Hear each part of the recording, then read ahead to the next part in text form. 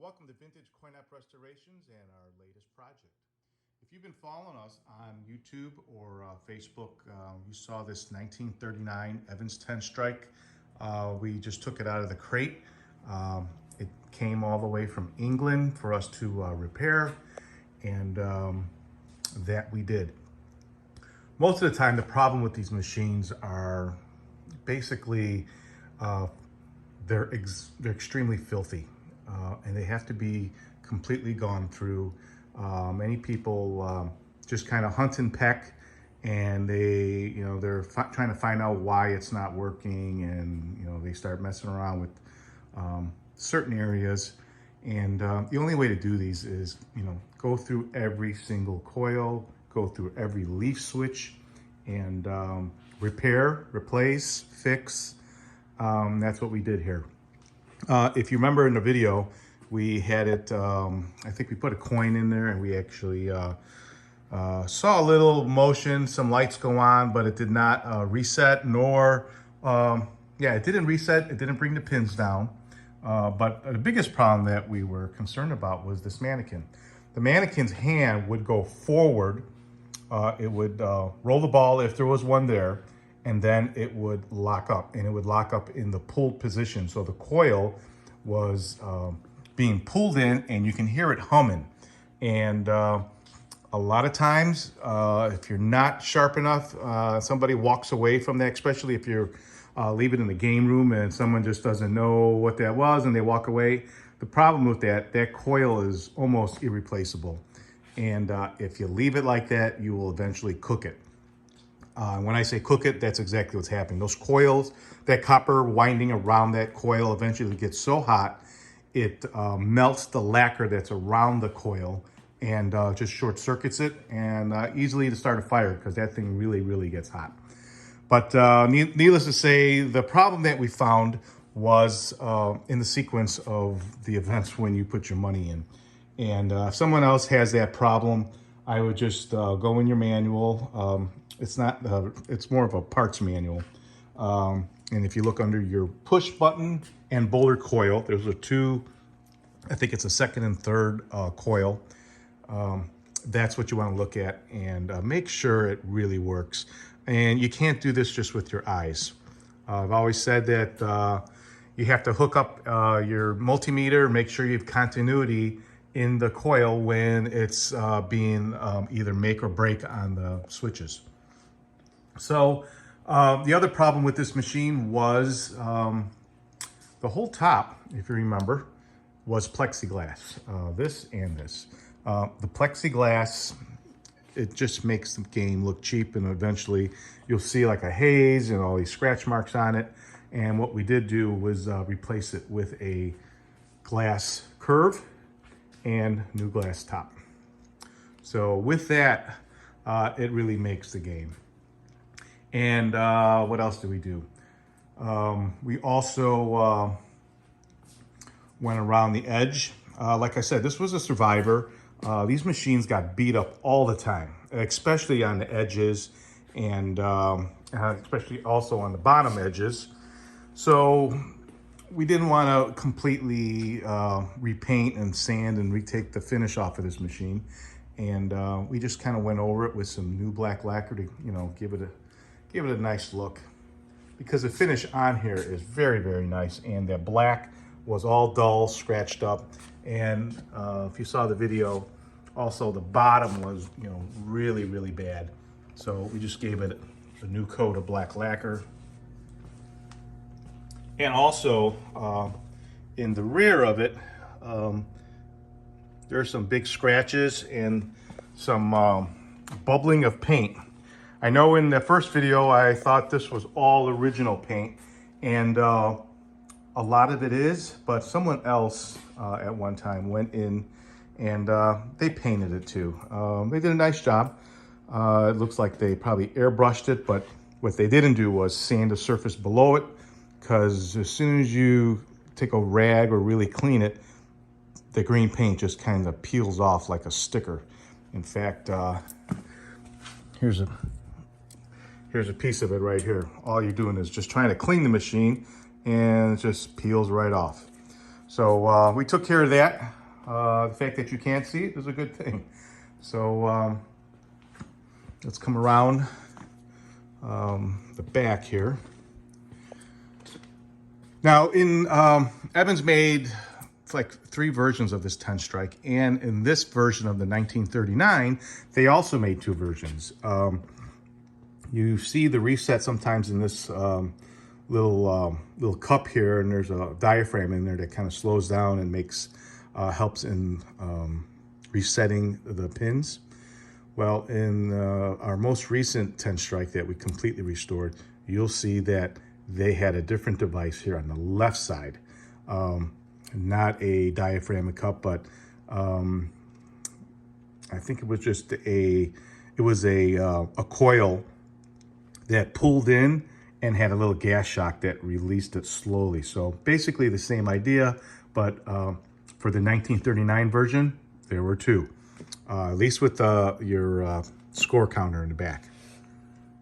So also the bulbs in here have been replaced. You can't just go buy these bulbs. You're usually buying antique bulbs, and that's exactly what we do. This is a 20-volt mini lamp. So someone out there looking for these, they're kind of tough, but from now and again, you'll find them on eBay or something, but you'll have to beat me out sometimes because we do a lot of these, and so whenever they're up there, I'll try to snag them as many as I can. Also, all the 10 pins at the back, they weren't registering when they fall. And then when they did register when they fall, they also didn't register and talk back to the scoring unit. So all of those had to be readjusted, and readjusted also these weights. If you can see, this is this whole tube is threaded, and you can control, because you can see the threads right here, you can kind of control up and down the amount of weight that you want. If you have them at one end, the ball won't even hit when it hits the pins, it almost ricochets off it. You don't want the ball to come in and blow them away, and you'll have strikes all the time. So you try to level it out and make the game work and be challenging.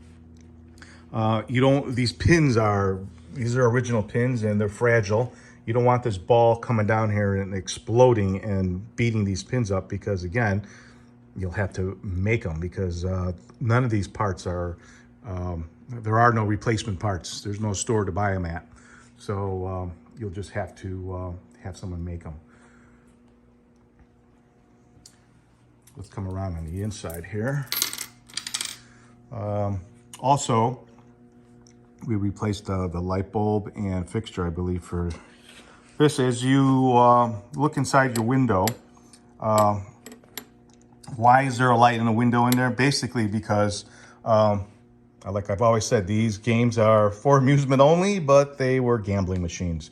So if you scored a certain amount of points and the game wasn't tilted, then the clerk would come up and look inside the window there to make sure you had your nickel inside there, showing that you actually played the game and paid for it. So let's take a look inside really quick. Also, in the last video, we kind of looked at all the things. Some people, there were some people in here and they did some work. We didn't go and do everything that they did. They added a little micro switch here, which is, it's fine. It did exactly what the original one did. Obviously, it wasn't there, so that's why they put it there.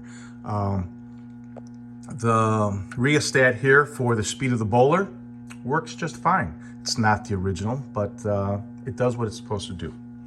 So enough talking about this thing. With one hand, I'll try to play a game here. Put your nickel in, and again, push in, hold, and you manually pull it out. You'll see the ball come rolling. It pushes against the pin. The game is set to play. Our score window is at 0, and we are in the first frame. Some people are real anxious and they're like pressing the button immediately after they put that coin in. Give it about it's about 6 or 7 seconds for all the machine score wheel to reset, the pins to come down, and the on the inside the machine, it'll spin around into the 0 position and begin play. You'll hear it once it's all quiet. Go ahead and aim with your hand that you spin, and then you press the button. All right, so here we go. All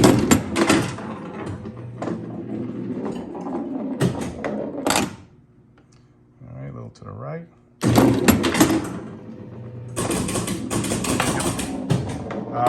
Let's do one more frame here. Let's see. I think that's not even close to being good. All right, go to the left. All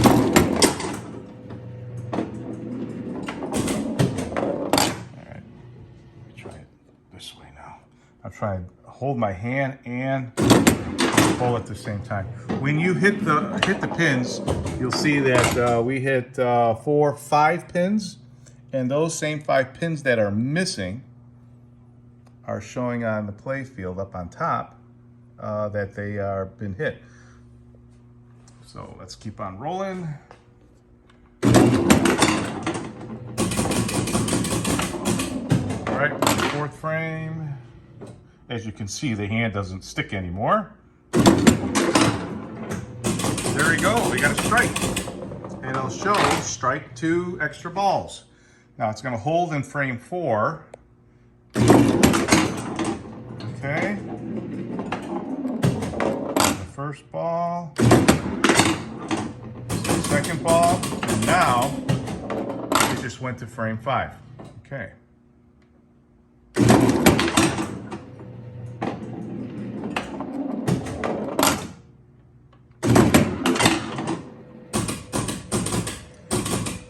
That was our second ball in frame number 5. Our score is 42. And again, what I like to do is build a little window on the rear side of this, and I usually put a piece of tape on the top and the bottom to prevent some of that light coming in there, and then you start seeing the top of a number and the bottom of the number. I'll come around real quick. If you can look inside there, you see the reflection. You're seeing the number above it being reflected. If we didn't have anything there, that number would be projected on the window. So just another detail, you kind of just put some tape just above it and below it. Sometimes you still get a little bit of it inside there because all these numbers are some are bigger, and depending on where this gear locks in, it's pretty accurate, so doesn't spill over too much. But every so often you get a little spillover of the light. But there you have it. It is ready to go back home. We're going to put it back in its crate and send it back home. If you have one of these for sale or you need one restored, please give us a call.